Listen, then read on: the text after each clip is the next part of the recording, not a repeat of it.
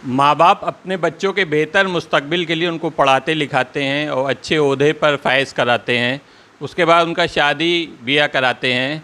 आपसी अंडरस्टैंडिंग ना होने की वजह से आपस में लड़ाई झगड़े भी होने लगते हैं। हमारे साथ मीसम नकवी एडवोकेट साहब मौजूद हैं। आप एक संस्था चलाते हैं, क्या संस्था का नाम है?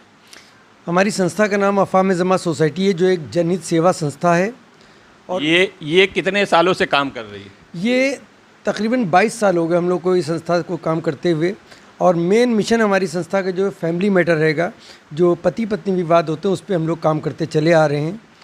और इसी सिलसिले में हम लोग ने ये संस्था रजिस्टर्ड कराई। मेन मिशन हमारा यही है। और इसके अलावा जो भी जनहित के मसले मसाइल होते हैं उस पर भी हम लोग आवाज़ उठाते हैं, लेकिन हमारी संस्था का मेन मिशन जनहित की सेवा करना है और जनता के बीच में जाके अपनी बात रखना है, जिसको कोई परेशानी हो। ख़ास करके पति पत्नी विवाद को लेकर हम लोग काम करते चले आ रहे हैं। अब तक कितने मुकदमे आप?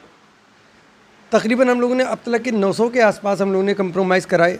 बहुत से तो ऐसे हुए कि जो यहीं पे आके बैठ के सुलह समझौता करा दिए गए और उसके बाद उनकी रुखसती करा दी गई, चले गए।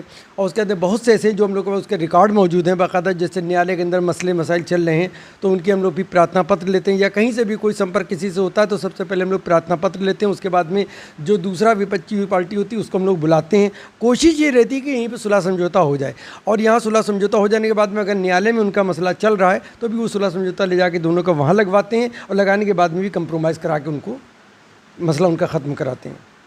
ये आपने जनहित जो अफ़ाम जमा सोसाइटी बनाई है, ये क्या सोच के बनाई थी, और इसमें क्या यही आपने पहले से मोटिव था कि पति पत्नी के विवादों को हल किया जाए? देखिए ऐसा है, क्योंकि मेरे वालिद साहब ने इस सोसाइटी का नाम रखा था अफ़ाम जमा सोसाइटी, बानी वही थे इसके सोसाइटी के, क्योंकि वो भी एक सोशल वर्कर थे। और उसके बाद में अपनी ज़िंदगी में मैं देखता चला आ रहा था जब से मैं पैदा हुआ कि उनके पास भी तमाम मोहल्ले के इधर के उधर के लोगों के मसले आते थे। उसमें ख़ासकर जैसे शौहर ज़ौजा वाले मसले उनके पास भी आते थे, तो मैं बचपने से देखा करता था, बिठा के दोनों को समझा बुझा के उसको ख़त्म कर देते थे। तो हम लोग के भी दिमाग में यही चला कि कुछ ना कुछ ऐसा काम किया जाए। उसके बाद में जब मैं वकालत के पेशे में आया, और आने से पहले भी हम लोग ये सोचते थे कि इस तरीके के काम करेंगे, तो हमने भी कुछ हद तक यानी काम शुरू कर दिए थे। संस्था रजिस्ट्रेशन होने से पहले ही से हम लोगों ने काम इसमें शुरू कर दिए थे कि बीच में पढ़ के किसी के सुलह समझौता करना। उसके बाद में हम लोगों ने ये संस्था रजिस्टर्ड कराई, और उसके बाद में इस पैनल पे हम लोगों ने आके इस मसले पे काम करना शुरू किया। शुरू में तो हम लोग को बड़ी दिक्कतें आई, क्यों मसला अगर कहीं पर भी किसी शौहर ज़ौजा का मसला आया तो उसके अंदर जो मेन उसके परिवार के लोग होते हैं वो तो चाहते हैं सुलह हो के मसला ख़त्म हो जाए, लेकिन जो और आउटसाइडर होते हैं जैसे कि चाचा और मामा और ताता, ये जो ताया के लोग जो होते हैं उसके अंदर जो लोग होते हैं वो चाहते हैं कि सुलह ना हो। वो पता नहीं पर्सनल अपनी कौन सी रंजिशें निकालते हैं इसके अंदर कि किसी के घर बिखर रहा है, उसमें लोग हवा देने की कोशिश करते हैं। तो हम लोग कोशिश ये करते हैं कि दोनों पक्षों को बुलाएं, जो मेन हैंगे उनको बुला के समझौता कराएं। तो उसमें कामयाबी मिली, और जब कामयाबी मिलने लगी तो हम लोग का हौसला और बढ़ा कि इस मसले बढ़ें। फिर हम लोगों ने लखनऊ के बाहर के बैरूनी मसले लेना शुरू किए, बाहर के मसलों में हम लोग को कामयाबी मिली। फिर हमने अपने पैनल के लोगों को जो अधिवक्ता थे उनको मैंने लखनऊ के बाहर भी लोगों को जुड़ना शुरू किया, ताकि अगर कोई बाहर का मसला है तो मेरी जो वहाँ की अगर टीम रहेगी तो हम उसमें भी उनको हैंड ओवर कर सकते हैं। कि यही पूछना चाह रहे थे कि बाहर भी और अफ़ाम जमा सोसाइटी की ब्रांचें हैं जो इस तरह के काम करती हैं? देखिए मैंने ब्रांचेस तो नहीं बनाई, लेकिन मैंने अपने मेंबर्स बना रखे हैं, और मेंबर बना रखे हैं उनको वहाँ की जिम्मेदारी दे रखी है। जैसे सीतापुर हो, लखीमपुर हो, कानपुर हो, यानी करीब करीब उत्तर प्रदेश में काफ़ी जगहों पर हमने अपने अधिवक्ता भाइयों को इसमें जोड़ रखा है, और वो हमारी संस्था के सदस्य हैं। और जब वहाँ का मसला होता है तो हम लोग जाते हैं, सबसे पहले उनसे संपर्क करते हैं। क्षेत्रीय जो हमारे संस्था के सदस्य अधिवक्ता हैं उनसे हमें काफ़ी हेल्प मिलती है, और उसके बाद में जब मसला देखते हैं अगर एक बार में सुलझ गया, अगर मसला मालूम है न्यायालय ही जाना है तो वहाँ की टीम को हैंड ओवर करके चले आते हैं, और फ़ोन द्वारा हम लोग उसमें उनसे जो है बात करते रहते हैं। ये हमारा सिलसिला है इसका। हमारे साथ मिथिलेश सिंह भी हैं, क्योंकि देखा गया है कि पति पत्नी के विवाद में कुछ बातें ऐसी होती हैं जो लेडीज़ से संबंधित होती है, तो वो जेंट्स को तो बता नहीं पाएगी कि, तो मिथिलेश सिंह जी हैं, तो क्या आपका इसमें वो रहा है? देखिए जो लड़कियां होती हैं, कभी कदार ऐसा आपस में हो जाता है पति पत्नी में दोनों में कि वो ना तो घर में बता सकती हैं माँ बाप से, ना अपने सास ससुर से बता सकती हैं। यहाँ तक कि ऐसी चीज़ें आ जाती हैं कि वो अपने हस्बैंड से भी छुपाती हैं उन चीज़ों को, और उन्हीं चीज़ों को लेकर के घर में विवाद होते हैं। वो आके अपनी परेशानियाँ यहाँ बताती हैं, फिर क्या हम लोग की ज़िम्मेदारी बनती है कि उनकी परेशानियों को किस तरह से दूर किया जाए, उसका हल बताते हैं उनको, और फिर दोनों को, पति पत्नी को बैठा के अपने सामने समझाते हैं, जिससे कि दोनों की बातें एक दूसरे के सामने आ जाएं और दोनों एक दूसरे को समझ सकें। इसके लिए हमें दोनों से अलग अलग वार्ता करनी पड़ती है। उसके बाद समझाने के बाद बताते हैं कि भाई तुम्हारे पेरेंट्स हैं, वो भी उनको भी चिंता रहती है तुम्हारी। फिर उनके माता पिता को भी इन्वॉल्व करते हैं। जब बातें सबके सामने आती हैं, उस चीज़ को समझते हैं, तो इस तरह से उनकी सुलह होती है। ज़्यादातर सुलह कराने की कोशिश की जाती है ताकि मामला अदालत तक ना पहुंच पाए। तो जहां तक अदालत का मामला है, अभी सरकार ने कानून भी पास किया 3 तलाक का, तो काफ़ी शिया भी उस कानून के तहत आ जाते हैं। तो हम आपसे जानना चाहेंगे कि ये कानून क्या शियों पे भी लागू होता है 3 तलाक का? देखिए, बहुत अच्छी बात आपने पूछी। 3 तलाक वाला मसला, 3 तलाक वाला मसला अजीब व गरीब मसला हो गया है। मसला ये कि शियों के अंदर 3 तलाक का कोई चलन कभी था ही नहीं।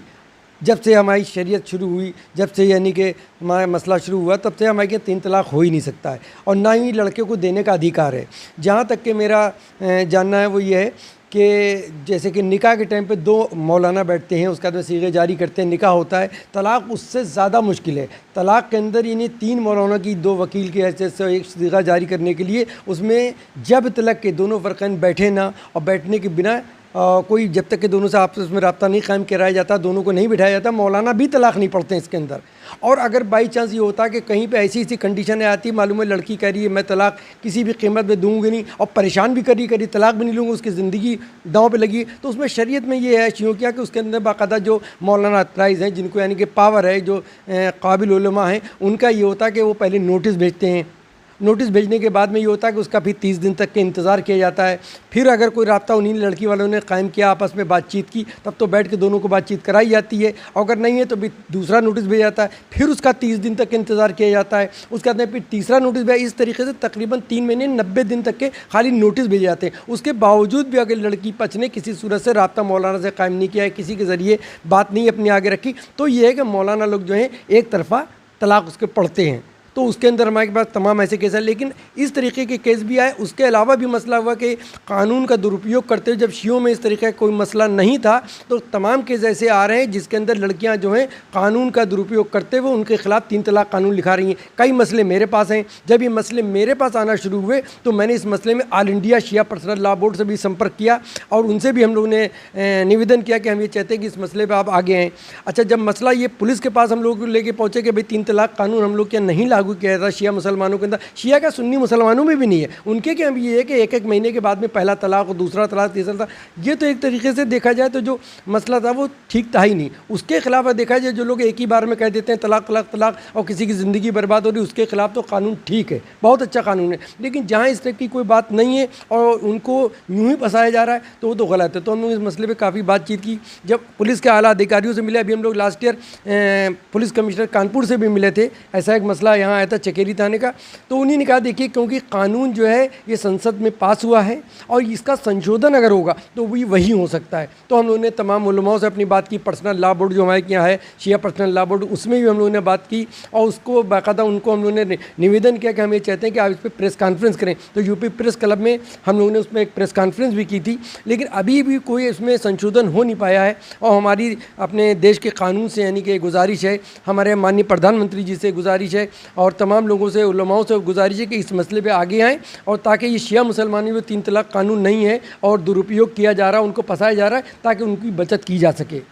अगर इस कानून जो 3 तलाक का कानून है इसका इम्प्लीमेंट किया जाए तो उसके लिए अफ़ाम ज़मात सोसाइटी कुछ कर रही है, कानून में कुछ रद्दो बदल हो जाए? देखिए, हम लोगों ने जब ये मसले हमारे पास आने लगे तो हम लोगों ने तमाम लोगों को इसके लिए ज्ञापन देना शुरू किए। शासन प्रशासन में ज्ञापन दिए, पुलिस के आला अधिकारियों को दिए, डीजीपी साहब को भी हम लोगों ने लास्ट ईयर एक ज्ञापन दिया था, उनके पुलिस कमिश्नर कानपुर के उनके हाथों से मैंने दिया था उनको ज्ञापन कि हमारा ज्ञापन आप वहाँ तक भिजवाया जाए। उसके बाद माननीय प्रधानमंत्री जी को भी मैंने इस मसले पर पत्र लिखे हैं और उनके तक के भी हम लोग ने ये बात पहुँचाई है।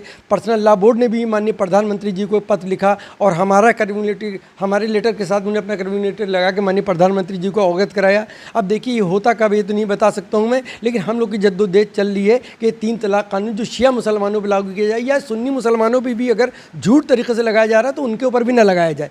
जबकि शिया मुसलमानों में क्या सुन्नी मुसलमानों में 3 तलाक कहने से कुछ होता ही नहीं है। तलाक कहने से कुछ तलाक नहीं होता है, ना मुस्लिम में शिया पक्ष में ना सुन्नी पक्ष में। ये तो गलत चीज़ है कि कह दिया कि तलाक कह दिया, ऐसा कोई कानून नहीं है।